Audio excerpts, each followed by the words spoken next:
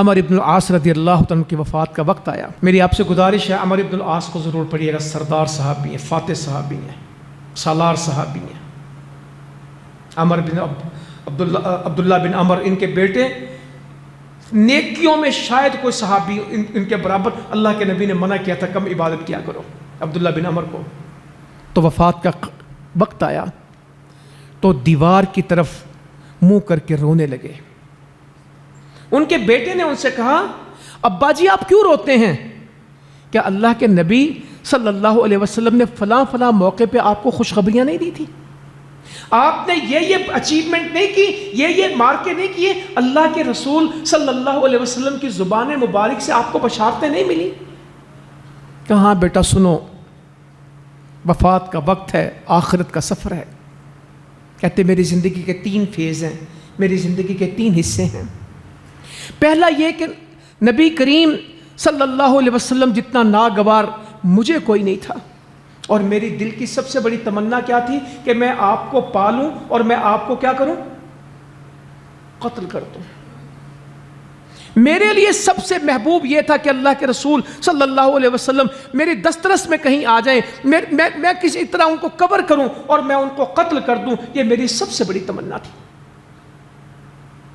اور اگر میں اس حال میں فوت ہو جاتا تو کہاں جاتا؟ جہنم میں. پھر اللہ تعالیٰ نے ہدایت میرے دل میں ڈالی.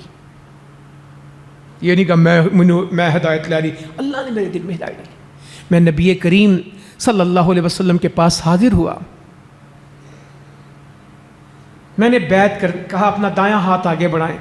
اللہ کے رسول صلی اللہ علیہ وسلم نے اپنا دایاں ہاتھ آگے بڑھایا. میں نے بھی ہاتھ کیا، پھر میں نے ہاتھ کھینچ دیا.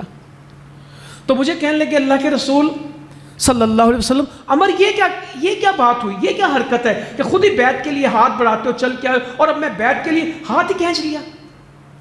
کہا میرا ایک مطالبہ ہے، میرا ایک مسئلہ ہے. کہا بولو. یا اللہ تو مجھے توفیق عطا فرما کہ یہ مسئلہ میرا مسئلہ ہو جائے. کہا میرے سابقہ گناہوں کا کیا بنے گا؟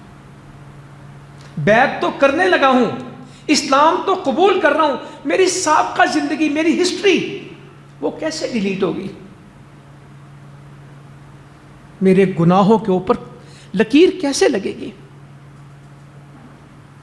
آج مسلمان، میں پیدائشی مسلمان ہوں، نسل در مسلمان ہوں، مجھے اپنے ماضی کا فکر نہیں. وہ آج مسلمان ہو گئے اور فکر کیا لگی؟ میری سابقہ زندگی. آپ نے فرمایا عمر کیا تو نہیں جانتا کہ اسلام کا قبول کرنا سابقہ گناہوں کو ختم کر دیتا ہے؟ عمر کیا تو نہیں جانتا ہجرت کرنا گناہوں کو مٹا دیتا ہے؟ عمر کیا تجھے معلوم نہیں کہ حج کا کرنا سابقہ گناہوں کو گرا دیتا ہے؟ میں نے بیعت کی. پھر کہتے ہیں جتنی محبت اللہ کے نبی کے ساتھ تھی صلی اللہ علیہ وسلم، اور جتنا جلال اور روب آپ کا تھا کسی کا نہیں تھا. اگر کوئی مجھ سے پوچھے کہ اللہ کے نبی صلی اللہ علیہ وسلم کا حلیہ مبارک کیا ہے، میں آپ کا رخ انور کسی کو بتا نہیں سکتا، کیونکہ کبھی پوری آنکھ کھول کے آپ کو اسلام لانے کے بعد صحیح بخاری میں لکھا ہے پوری آنکھ کھول کے دیکھا نہیں. اگر اسی وقت فوت ہو جاتا تو سیدھا جنتی تھا.